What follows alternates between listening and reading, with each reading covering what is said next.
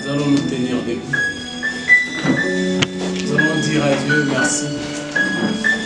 Nous allons l'élever pour ce jour si merveilleux, ce jour si glorieux, ce jour où le salut est entré parmi le peuple, ce jour où nous célébrons une personne qui est venue dans le monde.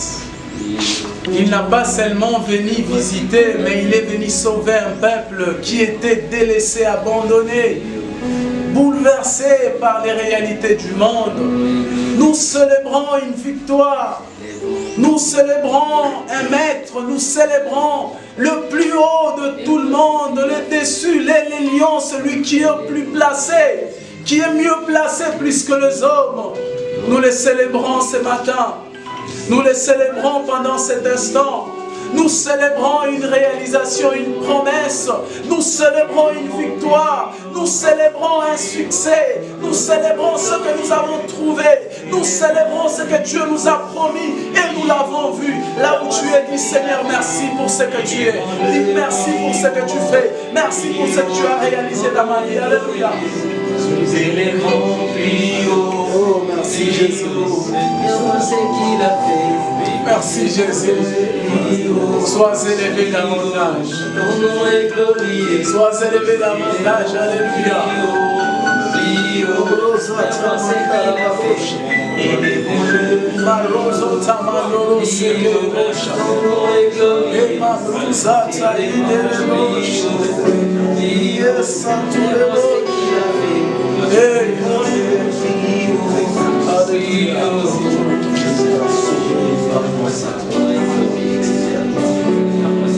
Élèvons plus haut au-dessus de tout, Seigneur. Plus au-dessus de tout ce qui peut exister. Alléluia. Ton esprit, ta puissance, ton règne pendant ces temps de partage. Que nous soyons effacés, que toi tu te manifestes. Que nous parlions de ce que toi tu es parce que nous nous sommes. Merci de le faire, oh Dieu. Merci de nous ramener encore au bas de la croix, cherchant ta volonté. Merci de rendre ces lieux purs par ta sainteté. Au loin de ces lieux, ce qui n'est pas de toi, nous le brisons au nom de Jésus. Nous voudrions que la puissance, le règne, la divinité de Jésus en ces lieux, au nom de Jésus. Amen. Amen. Je prends mon place. J'aimerais l'enseigner. Sans plus tarder, nous donnons des textes ce matin. Le premier est dans Actes chapitre 2, versets 1 à 4. Le deuxième est dans Deutéronome chapitre 16, versets 9 à 12. Actes chapitre 2, versets 1 à 4, ça c'est le premier texte. Le deuxième c'est dans Deutéronome 16, 9 à 12. Acte 2, nous lisons sans plus tarder. Quand le jour de la Pentecôte arriva, les disciples étaient tous rassemblés au même endroit.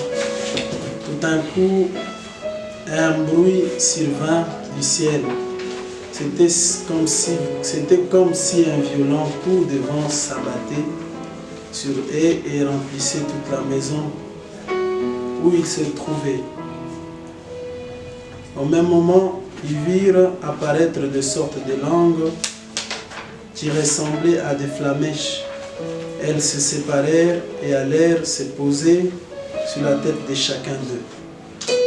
Aussitôt, ils furent tous remplis du Saint-Esprit et commencèrent à parler dans différentes langues. Chacun s'exprimait comme le Saint-Esprit lui donnait de le faire. Amen. Le deuxième texte, nous sommes dans Deutéronome, chapitre 16, 9 à 12. À partir du jour du début de la semaine, du début plutôt de la moisson, vous compterez cette semaine et vous célébrerez la fête des semaines en l'honneur de l'Éternel, votre Dieu. Vous lui offrirez de dons volontaires en fonction de bénédictions que votre Dieu vous a accordées.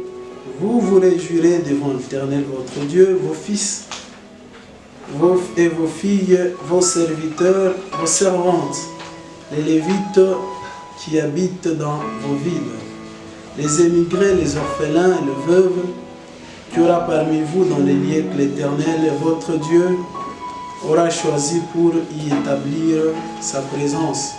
Vous vous souviendrez que vous avez été esclaves en Égypte et vous veillerez à observer fidèlement ses ordonnances. Amen. Alléluia. Ce matin, j'aimerais que nous puissions nous partager sur ces grands thèmes de Pentecôte, ces grands jours, ce jour de fête, ce jour où le Seigneur a accompli la promesse, le jour de la récolte, le jour de tous, disons, de ce que nous avons trouvé après un grand travail, ou de ce que le Seigneur nous a donné après avoir effectué un grand travail, un grand combat, après avoir travaillé, et à la fin, ça c'est le fruit du produit ou de l'effort que le Seigneur a fourni, ou le Seigneur de son travail qu'il était venu faire dans ce monde. Alléluia. Après chaque travail, il y a toujours eu un salaire. Amen. Après chaque travail, il y a toujours eu une récompense. Eh bien, j'aimerais que nous puissions retenir 3 points à travers ce jour du Pentecôte. Avant que je nous donne ce thème, sans plus tarder, j'ai béni Dieu d'être parmi vous. Je remercie le collège pour le choix de ce matin. Malgré tout ce qu'il y a, tout ce qui sont devant nous, tout ce que nous voyons, nous vous bénissons aussi vous d'être là. Amen. J'aimerais que nous puissions retenir 3 choses par rapport à la fête de la Pentecôte. Eh bien, la première des choses que nous devons comprendre à travers la Pentecôte, quand nous célébrons la fête de la Pentecôte, nous célébrons la victoire triomphante de Jésus. Amen. Ça, c'est la première des choses. La deuxième des choses est celle-ci. Si nous célébrons la fête de la Pentecôte, nous célébrons le salut qui est venu en nous qui étions perdus. Amen. Parce que c'est à travers ceci que nous voyons même le fruit, ou avec cette célébration que l'Église a commencé à retrouver ses valeurs. Amen. Nous célébrons un salut. Nous célébrons un salut que Dieu est venu donner à nous qui étions perdus. La troisième des choses, la célébration de la Pentecôte est un laissez-passer ou un passage obligé pour tout celui qui croit en Dieu. Amen. Ça, c'est les 3 points que nous devons retenir. Alors, ce matin, j'aimerais que nous puissions d'abord comprendre. Je nous donne le thème. Le thème de ce matin s'intitule « Les conséquences d'une fête chrétienne ». Amen. Les conséquences d'une fête chrétienne. Oui, c'est vrai, il y a des fêtes. Il y a différentes fêtes dans ce monde. Mais nous devons comprendre les conséquences. Pourquoi nous devons fêter, célébrer des moments de joie en étant les enfants de Dieu. Amen. Pourquoi nous devons nous réunir, célébrer un maître en étant les enfants de Dieu? Pourquoi? Ou quels sont les résultats? Ou quelles sont les conséquences qui peuvent se produire quand nous nous réunissons en tant que les enfants de Dieu? Amen. Alléluia. Eh bien, je nous donne un peu une compréhension, un aperçu total, général plutôt, par rapport à la constitution d'une fête. Pour qu'il y ait une fête, nous avons 6 choses.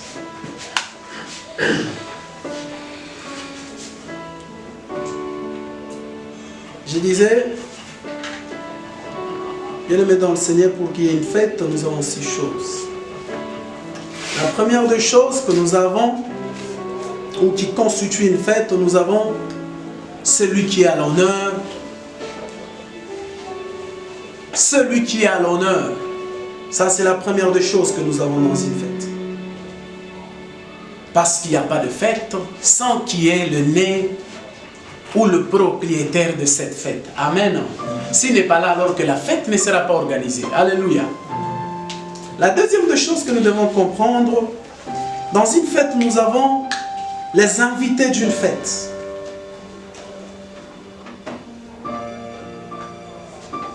La troisième des choses, nous avons les organisateurs d'une fête. Vous allez comprendre pourquoi je donne ce petit point. Ça va nous aider à comprendre. La quatrième des choses, nous avons l'heure du début de la fête et la fin de la fête. Cela veut dire les commencements et la fin. La cinquième des choses, nous avons l'accoutrement dans une fête. Et la sixième des choses, pour terminer, nous avons le lieu ou l'endroit où la fête doit se passer. Amen. Pourquoi je donne ces choses? Je donne ces choses parce que nous sommes en train de célébrer. Vous comprenez? Nous devons connaître que dans une fête, il y a celui qui a l'honneur. Vous comprenez? Nous devons comprendre avec quel accoutrement. Nous, si nous sommes invités dans une fête, quel accoutrement mettre afin que nous soyons placés à notre endroit précis. Amen.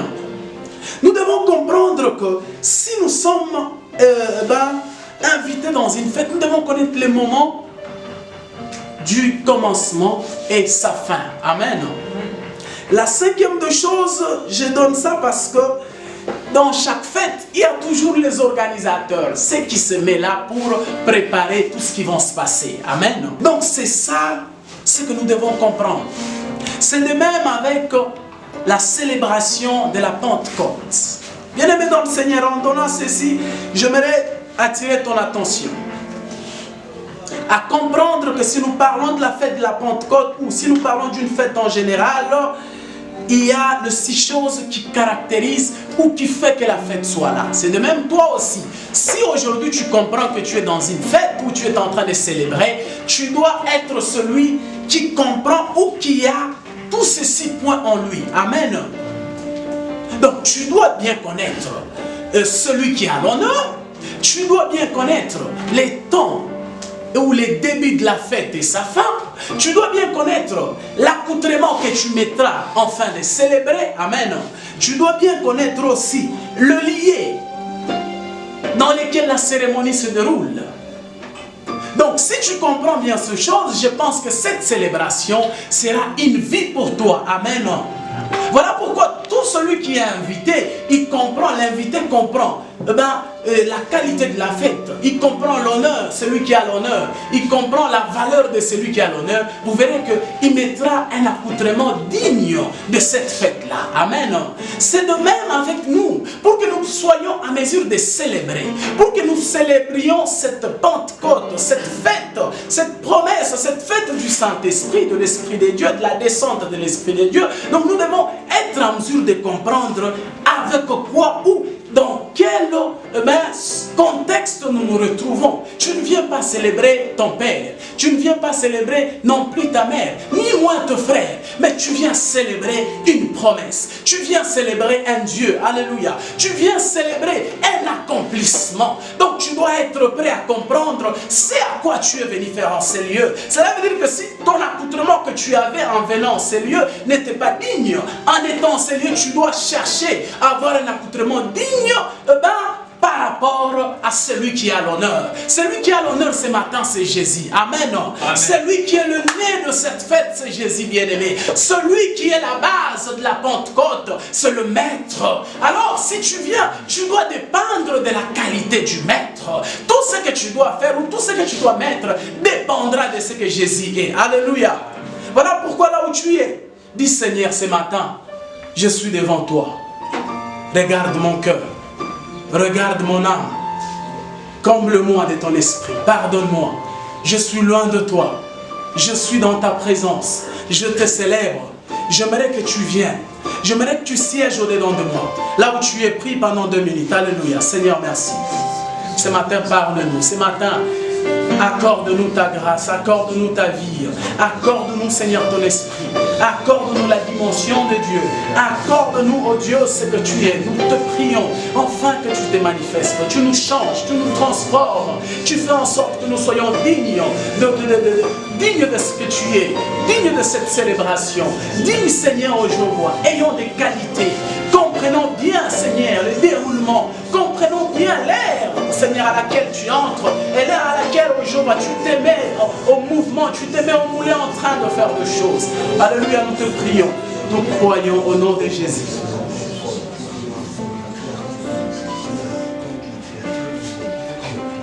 Au nom de Jésus, Amen. Alléluia. Eh bien, je disais, les conséquences d'une fête chrétienne. Par rapport à tout ça, nous allons donner un peu la définition de la Pentecôte. Ça peut nous aider. La définition de la Pentecôte. Avant de donner les quelques conséquences, et puis je termine. Je ne suis pas tellement loin. Et je ne serai pas plutôt très long. Voilà.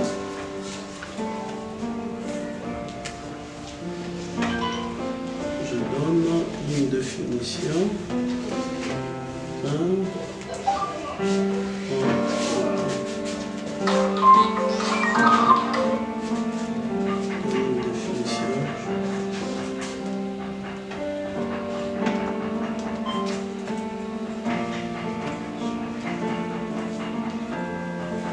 Bien-aimés dans le Seigneur, la fête de la Pentecôte, littéralement, ça veut dire 50e jour. Cela veut dire que c'est une fête annuelle juive célébrée 50 jours après la fête de prémices de la moisson. À cette occasion, les Israélites devaient apporter 2 pains cuits avec du levain en offrande à l'Éternel.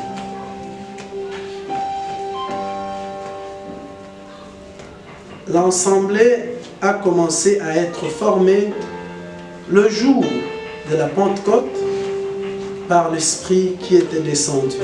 Là, vous comprendrez que c'est l'Église primitive. Donc, vous allez comprendre que la Pentecôte, c'était une fête annuelle juive qu'on célébrait 50 jours après la fête de prémices de la moisson. Donc, c'était une fête qu'on célébrait après la récolte. Une fête qui venait après que ce peuple ait fait la moisson et ait récolté. Voilà pourquoi si l'Église primitive prend cette fête ou bien considère ceci ou s'accapare de ceci, c'est par rapport à tout ce que le Seigneur a fait. Donc cela veut dire que après 2 jours ou après des temps de travail que le Seigneur a effectué, donc après cette moisson, après où le grand travail que Jésus est venu faire dans le monde, cela veut dire qu'il a sauvé l'homme du péché. Cela veut dire qu'il a pris l'homme de là où il était. Il a travaillé l'homme, il l'a sauvé. Et bien c'est cette récolte ou ce travail, ce fruit plutôt du travail, c'est ce que nous sommes en train de célébrer. Parce que pour les Juifs, il est célébré après le prémisse de la moisson. Le prémisse de la moisson, cela veut dire que le premier fruit de toute moisson que les enfants d'Israël faisaient. Alléluia. Alors, ils devaient célébrer en l'honneur de ce que le Seigneur a fait pour eux. Et pour l'église primitive, il a pris ceci, et disons, l'assemblée ou l'église primitive a commencé à être formée le jour de la Pentecôte par la descente du Saint-Esprit. C'est là que nous venons de lire Actes chapitre 2, versets 1 à 4. Il est écrit, le jour de la Pentecôte, ils étaient tous ensemble et tout d'un coup, le Saint-Esprit descend. Ils étaient ensemble et c'est après le long travail que le Seigneur a fait. Alors, ils devaient attendre cette promesse. Ils devaient attendre, ce que le Seigneur les a promis. Et quand ils étaient ensemble, après ce grand travail, le Seigneur a matérialisé la promesse. Donc c'était une fête, pour mieux comprendre, une fête qui vient en l'honneur de la récolte ou de tout ce que le Seigneur a fait pour nous. Amen. Et pour nous, nous le célébrons par rapport à cette promesse que le Seigneur nous a promis de la descente du Saint-Esprit. Amen. Et c'est pourquoi ce matin, tu dois être réjoui de ce que le Seigneur a fait pour toi, parce que la promesse, elle est maintenant présente dans ta vie. La moisson, elle est maintenant visible dans ta vie. Le fruit de la moisson est là. Aujourd'hui, tu parles en langue. Aujourd'hui, tu prophétises. Aujourd'hui, tu es à mesure de prier de la même manière que les apôtres pouvaient prier. Alléluia. C'est ça le fruit. C'est ça le fruit de cette fête. C'est ça le bienfait. Ce que le Seigneur a fait, ou ce qui doit nous pousser à célébrer ce jour. C'est par rapport à ce que le Seigneur a réalisé. Alléluia. Le Seigneur a réalisé dans ta vie quelque chose de grand. Il t'a sauvé. Le Seigneur a réalisé quelque chose de grand. Il t'a baptisé. Le Seigneur a réalisé quelque chose de grand. Il t'a libéré de l'emprise du diable. Aujourd'hui, tu n'es plus esclave. À travers le Saint-Esprit, tu es à mesure de parler. Tu es à mesure de donner vie. Alléluia. Eh bien, je disais que les conséquences d'une fête chrétienne. La première conséquence d'une fête chrétienne,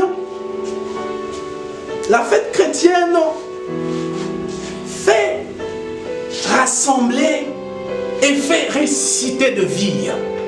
C'est ça la première conséquence. Donc, la première conséquence qu'une fête chrétienne produit, c'est les rassemblements et la résurrection de vie. Amen. C'est pourquoi nous devons différencier tout ce que nous voyons fait devant nous. Et nous devons être en mesure de comprendre pourquoi nous devons fêter en tant que chrétiens. La première conséquence, je dirais, c'est les rassemblements et la résurrection de vie. Comprenez, lorsqu'ils étaient dans cette chambre haute, lorsqu'ils étaient réunis, c'était un rassemblement de vie.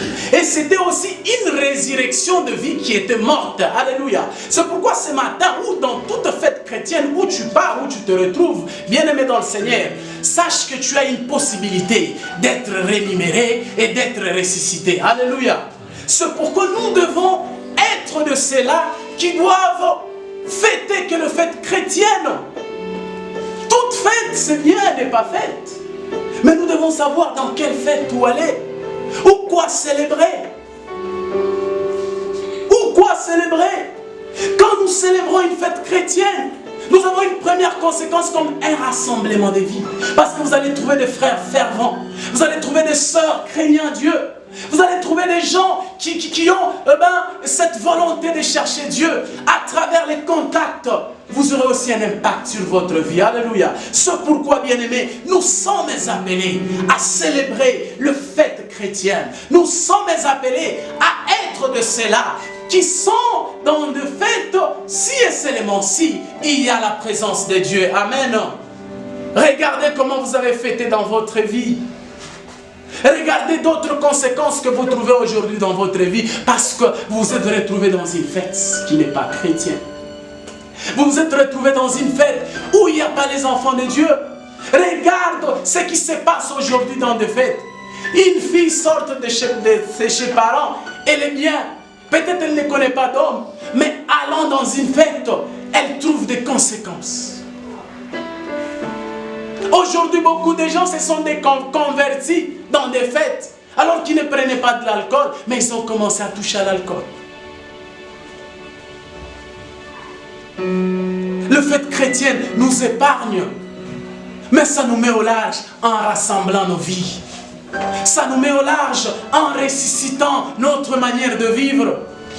Parce que à chaque fois que vous avez un frère à votre côté, vous dites non, je ne peux pas faire ça parce qu'il y a mon frère à mes côtés. Alléluia. Je ne peux pas faire ça parce qu'on risque de me voir. Alléluia. Donc, vous êtes épargnés à tout ce qui peut vous amener à se dérouter. Alléluia. Ça, c'est la première conséquence. Voilà pourquoi les disciples, étant unis dans cette chambre haute, étant unis comme ils étaient là, il y a eu un rassemblement de vie. Je ne sais pas ce qu'il parlait. Je ne sais pas de quelle manière il discutait. Mais la Bible nous dit tout d'un coup.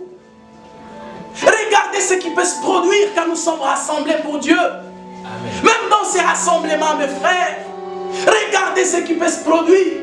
Si nous sommes rassemblés, unis pour le Saint de Saints, tout d'un coup quelque chose peut se passer. Amen. Tout d'un coup un mouvement nouveau peut se passer. Tout d'un coup, les entrailles qui ne produisent pas de vie peuvent produire à l'instant. Alléluia. Parce que vous êtes rassemblés pour un maître. La Bible nous dit, là où 2, 3 se réunissent à mon nom, moi je suis au milieu d'eux. Dieu est dans ces lieux si nous sommes rassemblés à cause de lui. Est-ce que tu es venu ici pour célébrer Dieu? Est-ce que tu es en ces lieux pour célébrer le Saint des Saints? Si tu es venu, bien-aimé, célébrer Dieu, sache que tu as un mouvement qui va se passer maintenant. Tout d'un coup, quelque chose va se passer maintenant. Tout d'un coup, un vent nouveau va s'élever dans ta vie. Alléluia. La Bible nous dit, étant réunis, tout d'un coup, les autres commencèrent à parler en langue. C'est pourquoi quand tu es rassemblé pour la cause de Dieu, bien-aimé, il faut tirer très attention. Sache que Dieu est là. Tu peux être béni seulement quand Dieu peut passer.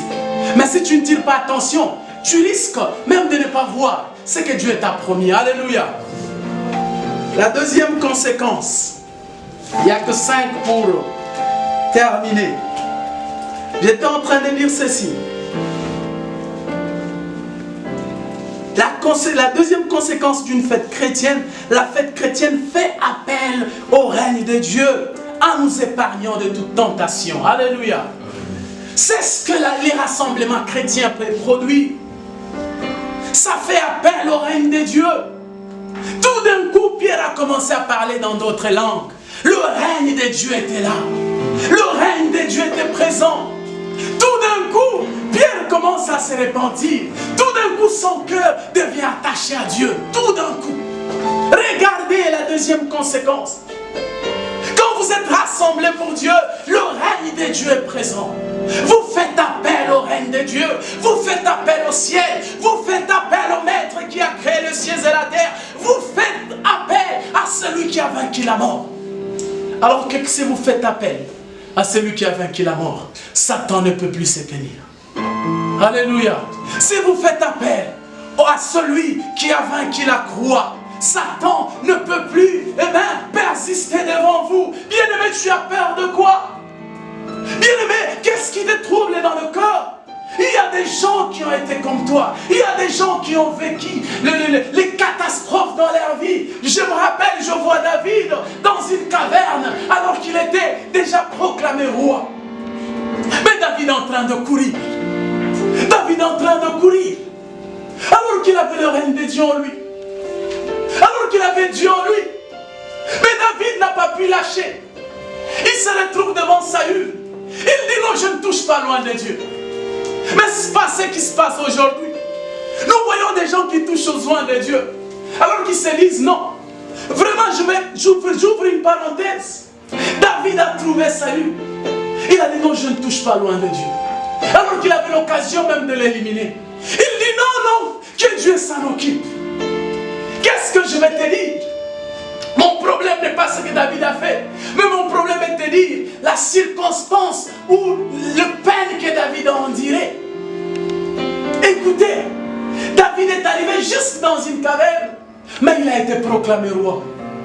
En train d'être poursuivi. En train d'être combattu. Mais il a été roi. Qu'est-ce que cet événement? Qu'est-ce que cet événement? J'allais dire que ce n'est pas à ce que si tu as le règne de Dieu, Satan peut-être aura peur de te suivre. Non, il va te suivre, mais tu vas les dominer. Alléluia. Il va te suivre, mais tu vas l'éviter. Il va te suivre, mais tu auras les dessus sur lui. David dit non, je ne lèche pas. Je n'abandonne pas malgré ces cavernes où je suis. Je sais que Dieu va s'élever. Ce matin, j'aimerais te dire, le règne de Dieu t'amènera à déclarer que Dieu va t'élever. Alléluia. Le règne de Dieu te poussera à dire qu'un jour, Dieu s'élèvera dans ma vie. C'est vrai, ça paraît difficile. C'est vrai, par moment, on ne sait pas si on peut arriver là où on est en train d'aller. C'est vrai, par moment, on ne sait pas, on ne sait pas. C'est vrai, par moment, même ces disciples, ils attendaient à cette promesse. Mais les autres n'étaient pas tellement convaincus. C'est vrai, par moment, ça peut nous arriver. Mais je te dis, si tu es rassemblé pour Dieu, avec un cœur déterminé, le règne de Dieu sera là. Alléluia. Et le règne de Dieu, quand il vient, il change toutes choses. Alléluia. La troisième conséquence, d'équipement de foi. Dans des moments de rencontres chrétiens, il y a des expériences que nous avons.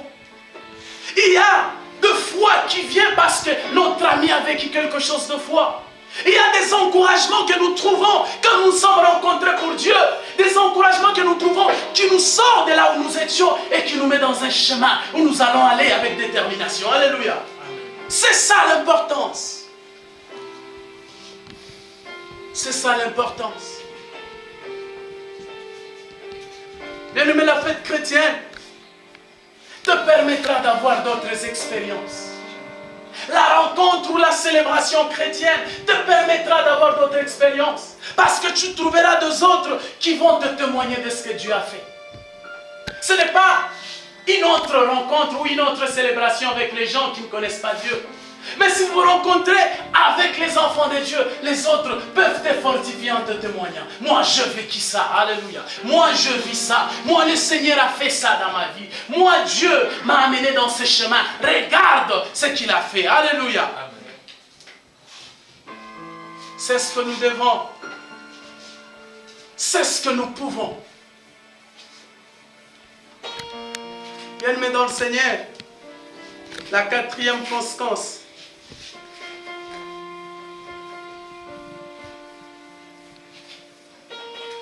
Se réunir ou célébrer une fête chrétienne, ce sont des moments de louange et d'adoration pour le bienfait du Dieu vivant.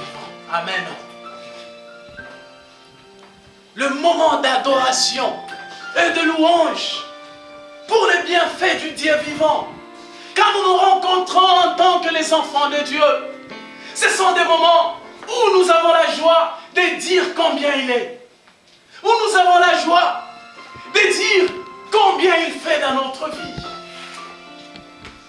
Peut-être à travers mon frère, si je le vois, je dis, oh Dieu merveilleux. Peut-être si je vois la santé de ma soeur, je dis, il est fidèle. Alléluia. Peut-être quand je vois ma soeur en train de marcher, je dis, non, il est capable, regarde ce qu'il est. Et quand vous adorez, la Bible dit ceci, l'heure vient, elle est déjà venue, où le vrai adorateur adoreront le Père en esprit et en vérité. Ce n'est pas la montagne, mais si vous l'adorez en esprit et en vérité, il est parmi vous. Alors que si vous vous retrouvez dans une occasion pareille, Dieu est avec vous. Oh, qui peut toucher à Dieu? Oh, qui peut empêcher à Dieu de te bénir? Qui peut empêcher à Dieu de mettre son règne dans ta vie? Quand Dieu parle, qui peut le résister? Quand Dieu décide, qui peut se mettre devant lui? Nous avons vu des décideurs de ce monde abandonnés. Nous avons vu des Nebuchadnezzar dire que non, il y a un Dieu. Nous avons vu des gens de ce monde dire que nous devons laisser ce que nous faisons. Qui peut se tenir devant Dieu? Nous avons vu des grands pharaons fléchir les genoux, dire que non, je dois laisser ce peuple. Qui est cet homme? Qui est ce pouvoir qui peut nous résister? Nous avons eu un petit virus créé par les gens qui tourmentent tout un monde des grands hommes. Des décideurs fléchissent. Des gens ne sortent plus dehors. Il y a des gens qui ne partent plus dans des bureaux. Il y a des gens qui ont tout fermé. Il y a des gens qui ne travaillent pas. Il y a des marchés qui sont barricadés. Il y a des gens qui se croyaient plus forts. Aujourd'hui sont tellement faibles. Oh, qui peut se tenir devant Dieu? Oh, si tu l'adores, il est avec toi. Si tu le loues, il est présent. Pourquoi ne pas se rencontrer pour Dieu? Pourquoi ne pas se rencontrer pour le célébrer? Pourquoi aller dans des choses qui ne produisent pas? Pourquoi aller dans des choses qui sont vaines et inutiles? Bien, mais est dans le Seigneur. Écoutez, je vois Paul et Silas en train de chanter, en train d'adorer. L'air où ils étaient dans une prison, tout était barricadé, tout était dans les chaos.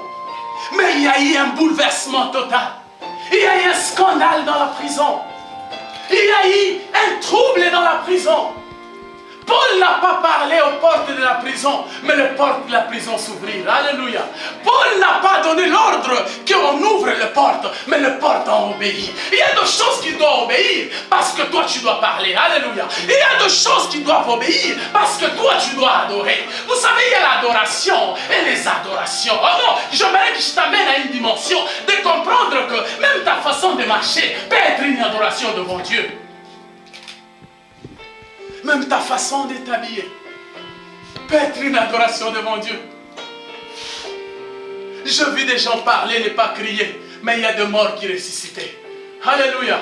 Je vis des gens dire, oh Dieu, tu es fidèle, mais il y a des aveugles qui voyaient. Alléluia. Je vis des gens qui n'avaient pas de jambes, mais ces gens-là pouvaient dire, oh Seigneur, je te connais. Il y a des choses qui se faisaient. Il y a des malades qui guérissaient. Bien aimé, ce matin, il y a une maladie qui t'a longtemps compliquée, mais Dieu va te toucher. Alléluia. Dieu va te toucher parce qu'il va passer. Il va te toucher parce que tu vas l'adorer. Il va te toucher parce que tu vas reconnaître qu'il est fidèle. Jésus dit à cette femme samaritaine, ce n'est pas cette montagne, ce n'est pas dans cette maison, ni moi à l'église, ce n'est pas dans un bâtiment, ni moi là où il y a des gens qui s'habillent comme il le faut, mais c'est là où il y a ceux-là qui disent, Seigneur, viens nous purifier. C'est ceux-là qui disent, Seigneur, toi tu es esprit, j'aimerais arriver là où tu es. Seigneur, moi, j'abandonne tout ce que je fais, je crois en ta vérité. Alléluia. C'est ça, c'est ce que Dieu a besoin. C'est ça, c'est ce qui produit la vie de Dieu. Ce matin, Dieu va produire la vie dans ta vie. Alléluia. Et il y a des choses qui doivent changer parce que tu dois l'adorer. Il y a des vies qui doivent être impactées parce que tu dois l'écouter. Et la cinquième,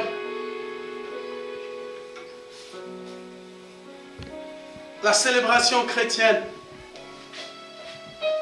c'est un lieu du salut et d'un nouveau rapprochement avec Dieu à travers le Saint-Esprit que nous célébrons ce matin. Alléluia! Je disais, c'est un lieu de salut et d'un nouveau rapprochement avec Dieu à travers le Saint-Esprit qui nous célébrons ce matin. Un lieu du salut. Écoutez, il y a beaucoup de lieux où tu as déjà été, mais tu n'as jamais trouvé le salut. Il y a beaucoup de lieux où tu as été invité, mais qui ne t'a jamais rapproché de Dieu. Il y a beaucoup de lieux où il y a beaucoup d'argent, il y a des gens de toute qualité, mais le Saint-Esprit n'a jamais été là. Alléluia. La personne qui a le Saint-Esprit, c'est une autre personne. Alléluia. La personne qui possède en lui la vie de Dieu, cette personne-là, même si elle est moindre, mais Dieu le voit très grand. Alléluia. Il y a des lieux où tu as été. Tu t'es tellement bien habillé parce qu'on t'a appelé, mais ça ne t'a jamais produit la vie. Tu t'es tellement préparé en conséquence pour aller dans ces lieux-là, mais tu n'as jamais trouvé de vie. Il y a des invitations que tu as déjà eues dans ta vie. Tu as même emprunté de l'argent pour arriver à réaliser ces invitations-là, mais ça ne t'a jamais produit la vie. Mais quand nous nous rencontrons pour Dieu, le salut est disponible. Alléluia. Amen. Quand nous nous rencontrons pour Dieu, bien-aimés, nous avons un rapprochement avec les ciels. Quand nous nous rencontrons pour Dieu, le Saint-Esprit est présent. Alléluia. Quand nous nous rencontrons pour Dieu, Dieu de la Bible est descendu. Dieu bloque les quatre coins du monde. Il bloque les esprits du monde. Il bloque tout ce qui peut te compliquer. Dieu se met dans ta vie. Personne ne peut te toucher. J'allais te dire, le Saint-Esprit est là. Le Saint-Esprit est là. Le Saint-Esprit est là, celui que nous célébrons. Il nous accepte parce que nous sommes en ces lieux. Il nous accepte parce que nous les célébrons. Nous célébrons une personne. Nous ne célébrons pas un esprit. Nous célébrons une personne. Le Saint-Esprit, c'est la troisième personne de la Sainte Trinité. Nous célébrons un Dieu qu'on ne peut pas attrister. Écoutez, vous savez qu'on peut attrister le Saint-Esprit. On l'attriste par rapport à ce que nous faisons. C'est pourquoi c'est une personne. Mais ce matin, j'aimerais te dire que nous célébrons une personne. Il est jaloux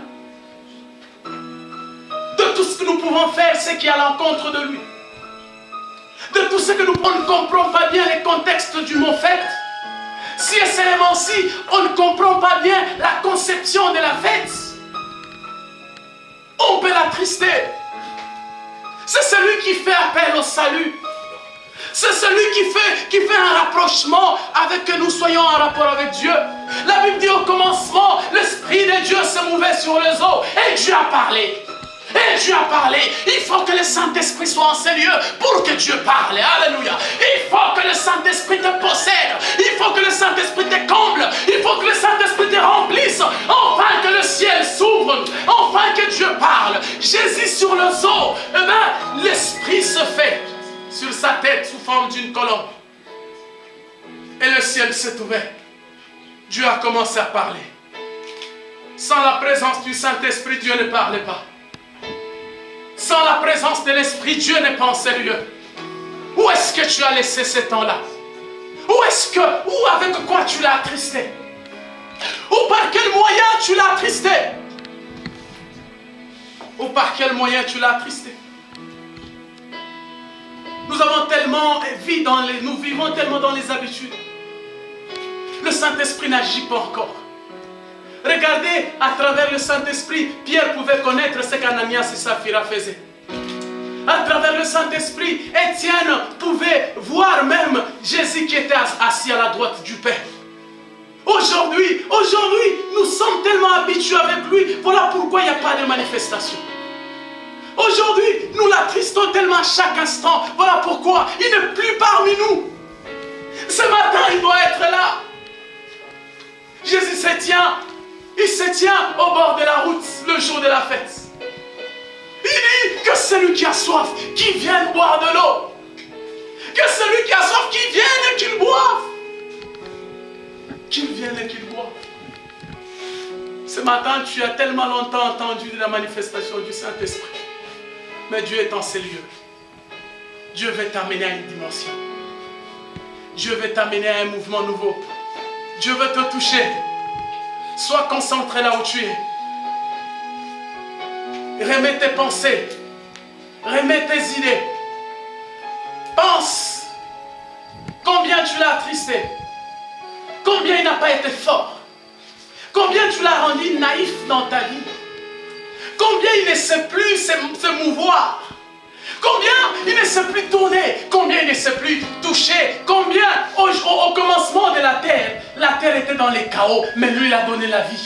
Combien il ne sait plus donner la vie là où il y a les chaos dans ta vie. Combien il ne sait plus développer les choses. Nous avons des chrétiens fétichistes aujourd'hui. Nous avons des chrétiens impudiques. Nous avons des chrétiens de toute qualité. Oh, là où tu es. Là où tu es, j'aimerais que tu arrives à te reconnaître. Dire que Dieu, je suis là. Je n'ai pas vu ta manifestation pendant beaucoup de temps dans ma vie parce que je vivais dans les habitudes. Mais aujourd'hui, je suis là. Aujourd'hui, je suis là. J'aimerais que je sois là où tu es. J'aimerais que je boive. Je suis là. Je suis prêt. Amène-moi. Amène-moi dans l'au-delà. Où tu es. Où je dois vivre. Où je dois te comprendre. Où je dois marcher. Où je dois être à mesure de voir ce que Pierre a vu. Où je serai à mesure de me tenir quel que soit le temps. Je dis, ces frères ne sont pas ivres. Ce frère, ce n'est pas l'ivresse. C'est le temps. Dieu a dit dans Joël, au dernier temps, je répandrai de mon esprit sur toute chair. Le fils prophétiseront le veillard. Où sont les veillards qui ont les songes?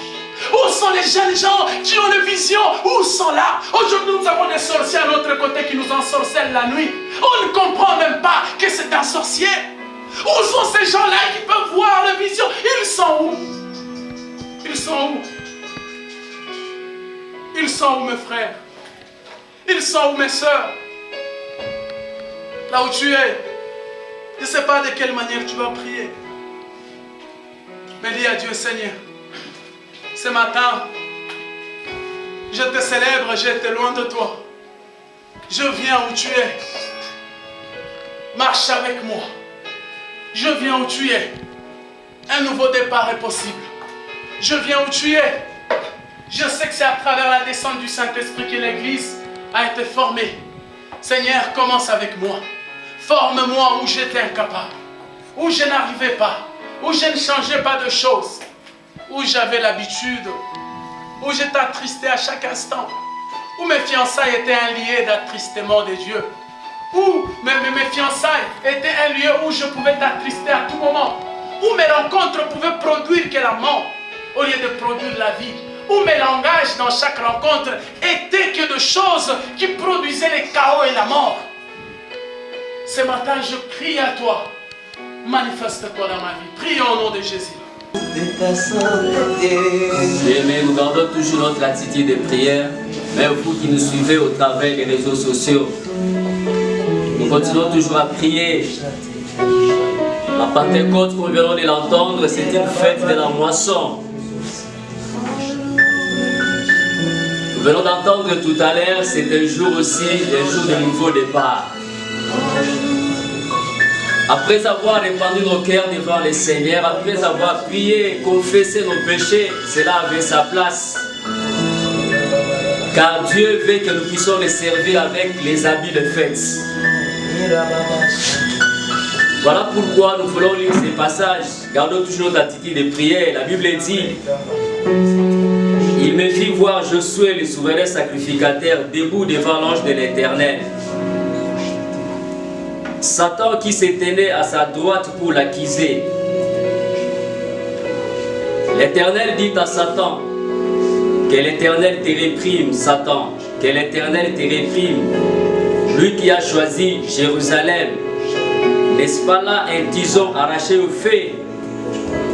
Or, Josué était couvert de vêtements sales et il se tenait debout devant l'ange. L'ange prenant la parole et dit à ceux qui étaient devant lui: ôtez-lui les vêtements sales. Alléluia. Puis il dit à Josué: vois, je t'enlève ton iniquité et je t'ai rêvé d'habits de fête. Alléluia. Bien aimé, nous pouvons voir comment est-ce que Joseph était en train de sortir de la prison avec des vêtements de prisonniers. Mais Dieu l'avait maintenant revêtu des habits royaux. Aujourd'hui, après avoir confessé nos péchés, bien aimé, croyons, comme il a dit, si nous confessons nos péchés, il est juste et fidèle pour nous pardonner. Et que son sang nous purifie de toute iniquité. Voilà, nous voulons prier maintenant. Tu vas demander maintenant la grâce de Dieu pour dire: Seigneur, accorde-moi maintenant la grâce de garder mes habits blanches. Accorde-moi maintenant de garder les vêtements blancs. Accorde-moi la grâce de ne plus pécher contre toi, de marcher dans la sainteté. Là où tu es, tu pries au nom de Jésus-Christ. Alléluia. Nous demandons cette faveur qui vient de toi. Car il n'y a que toi qui peux nous aider à cela. Oui, tu as ôté le vêtement sale du souverain sacrificateur Josué. Ce matin, tu veux encore ôter à nous aussi de vêtements sales, de mauvaises habitudes, le péché, Seigneur, oh Dieu, qui était devenu plus noir.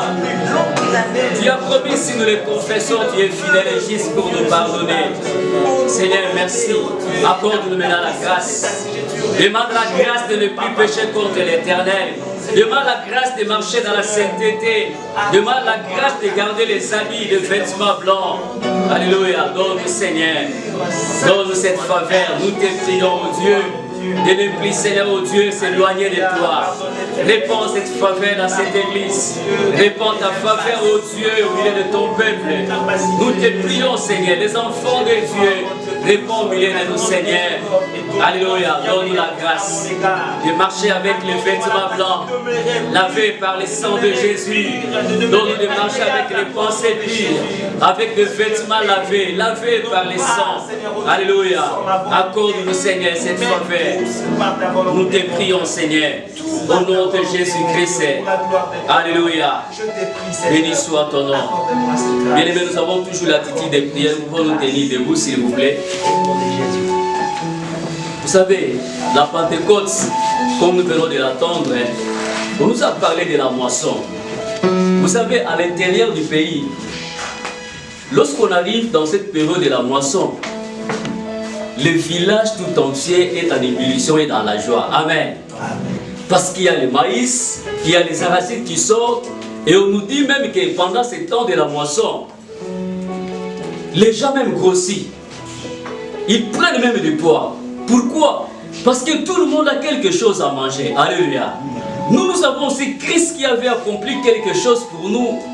Voilà la raison pour laquelle, bien aimé, même vous qui êtes attristés, je ne sais pas moi par quoi, mais par la présence du Saint-Esprit, il est là pour nous donner la joie. Amen. Il est là pour te donner la joie. Pendant cette fête de la Pentecôte, tu vas même oublier tout ce qui est les besoins que tu attendais, que jusque-là tu n'as pas réussi. Pendant la Pentecôte, c'est une fête où le Seigneur fait répondre de la joie par le Saint-Esprit. Parce que quelque chose a été accompli. Qu'est-ce qui a été accompli? Les sacrifices que Christ a accomplis au bois du Calvaire. Et la Bible dit, venez acheter même sans argent. Alléluia. Que ce soit les pauvres ou les riches, l'accès est donné à tout le monde. Nous aussi, nous voulons maintenant élever celui qui a accompli toutes choses. Celui qui a payé les prix pour nous. Nous voulons chanter cette chanson, le nom de Jésus, plus haut que tous les noms. Bien aimé, pendant que tu seras en train de lever le nom de Jésus, ma prière est que le Saint-Esprit répande la joie dans ton cœur. Que le Saint-Esprit répande. Tu sais qu'il y a une joie parfaite dans le cœur de chacun de nous. Même vous qui êtes souffrants, même vous qui êtes emportés par n'importe quelle situation, que le nom de Jésus et que le Saint-Esprit vous remplisse de sa joie. Oui, nous prions, Seigneur. Alléluia. Nous voulons être de ceux-là qui sont prêts à témoigner Jésus-Christ. Même si rien ne va, que nous puissions dire qu'avec Dieu ça ira. Même si tout s'arrête, nous puissions dire qu'avec Dieu nous aurons les percées surnaturelles. Même si tout va, oh Dieu, s'est stoppé dans ce monde, nous pouvons dire qu'avec Dieu les exploits sont là. Car la foi déplace les montagnes. Oui, bien aimé, nous voulons que cette foi soit vivante au milieu de nous. Tu as ta vie, tes expériences à toi. Pour terminer, il y a une foi dont nous parle dans le livre de Marc, chapitre 11e. On nous dit que c'est une foi qui pousse à un croyant de dire à cette montagne, ôte-toi de là et jette-toi à la mer. Bien aimé, cette foi, c'est la foi de Dieu. Tu vas prier maintenant pour dire, Seigneur, donne-moi ta foi. Je te prie, il y a tant de montagnes devant moi, tant de réalités devant ma face, mais je veux ta foi, car la foi que toi tu as, ta foi en toi dans le cœur d'un disciple, d'un enfant de Dieu, va les rendre capables à faire déplacer les montagnes, va les rendre capables à renverser tous ceux qui sont comme des géants devant de lui. Voilà la raison pour laquelle, bien aimé, de tout ton cœur, car cela te concerne, c'est ta vie qui en dépend. Tu connais toi-même les montagnes qui sont devant toi, jusque-là qui ne bougent pas. Ça nécessite cette foi, qui est le don de Dieu. À cause du Saint-Esprit, de la Pentecôte que nous sommes en train de célébrer, nous sommes appelés aussi à désirer cette foi. Là où tu es, tu vas prier maintenant pour le Seigneur. J'ai tant essayé par moi-même, je n'ai pas pu. Dépose maintenant dans mon cœur cette foi qui me poussera à déplacer cette montagne. Élève la voix, prie au nom de Jésus. Alléluia. Nous te demandons, Père, par le Saint-Esprit, dépose dans notre cœur, Seigneur, oh Dieu, la foi qui déplace les montagnes. Cet esprit, cette foi était dans le cœur de Pierre. Il pouvait dire au paralytique, lève-toi et marche. Pierre pouvait dire au paralytique, lève-toi et marche. Pierre pouvait dire au paralytique, lève-toi et marche. Pierre pouvait dire à Tabitha Dorcas, lève-toi. Paul pouvait dire à cet homme important de Pierre, Jésus-Christ est guéri. Pierre pouvait dire à Aîné, Jésus-Christ est guéri. La foi qui proclame des choses. bénédiction. Nous avons besoin de cette foi, Seigneur. Dépose dans mon cœur. Dépose dans mon cœur cette foi, Seigneur. Ta foi à toi. J'ai besoin de ta foi à toi, Seigneur. J'ai besoin de ta foi à toi, Seigneur. J'ai besoin de ta foi à toi, oh Dieu. Alléluia. Sois béni, Seigneur. Oui, nous sommes bénis. Parce que les conséquences de cette fête de la Pentecôte, ça va nous donner maintenant à être des témoins. Ça va nous donner maintenant à être des adorateurs, à voir la louange et la gloire des choses que le Seigneur va accomplir dans notre vie. Amen. Voilà là où nous sommes. Là où tu es, élève la voix, dis merci maintenant à Dieu. Pour lui dire, Seigneur, merci pour le Saint-Esprit. Merci de me revêtir des habits nouveaux. Merci, j'ai avec moi des habits de fête. Merci parce que les habits, oh Dieu, sale, tu l'as ôté. L'ennemi ne peut plus m'accuser. Merci par le Saint-Esprit. Les montagnes sont déplacées devant moi. Merci pour la grâce que tu réponds de me donner une foi vivante. Alléluia. Seigneur, nous te disons merci. Alléluia. Oh, pour la moisson des âmes. Pour la moisson, Seigneur, des vies. Oh, pour la Pentecôte, Seigneur. Merci pour le Saint-Esprit au milieu de nous dans cette église. Pour la vie nouvelle. Alléluia. Pour la joie que tu as répandue dans le cœur. Sois loué, sois exalté. Alléluia.